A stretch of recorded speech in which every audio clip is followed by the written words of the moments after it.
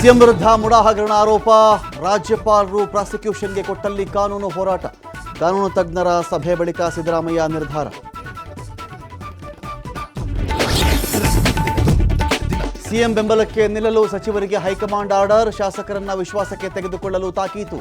ಅತ್ತ ಸಿಎಂ ಬೆನ್ನಿಗೆ ನಿಂತ ಕುರುಬ ಸಮಾಜ.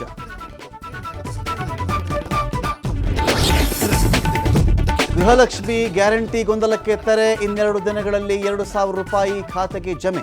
533 ಕೋಟಿ ರೂಪಾಯಿ ಬಿಡುಗಡೆಗೆ ಸರ್ಕಾರ ನಿರ್ಧಾರ.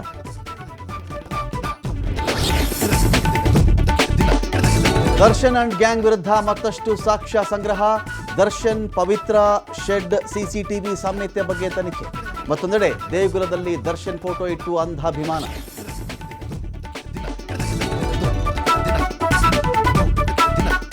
ಬಾಂಗ್ಲಾದಲ್ಲಿ ರಾಜಕೀಯ ಅರಾಜಕತೆ, ರಕ್ತ ಕ್ರಾಂತಿ. ಹಿಂದೂಗಳ ದೇಗುಲ ಮನೆಗಳನ್ನೇ ಟಾರ್ಗೆಟ್ ಮಾಡಿ ದಾಳಿ.